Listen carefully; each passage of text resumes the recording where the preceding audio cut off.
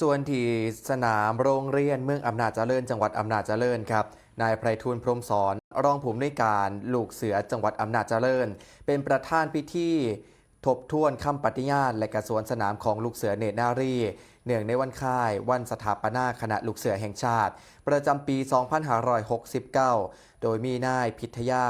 น้ำบุญลือหัวหน้าสำนักงานลูกเสือจังหวัดอำนาจเจริญนำกองลูกเสือและเนตรนารีจากสถานศึกษาต่างๆในจังหวัดอำนาจเจริญลูกเสือเนตรนารีและผู้บังคับบัญชาลูกเสือเข้าร่วมในพิธี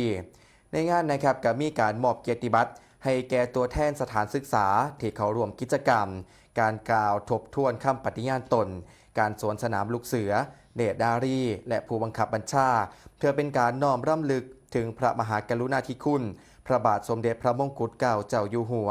รัชกาลที่ 6พระผู้พระราชทานกำเนิดลูกเสือไทยและถวายความจงรักภักดีพระบาทสมเด็จพระเจ้าอยู่หัวประมุขของลูกเสือแห่งชาติครับ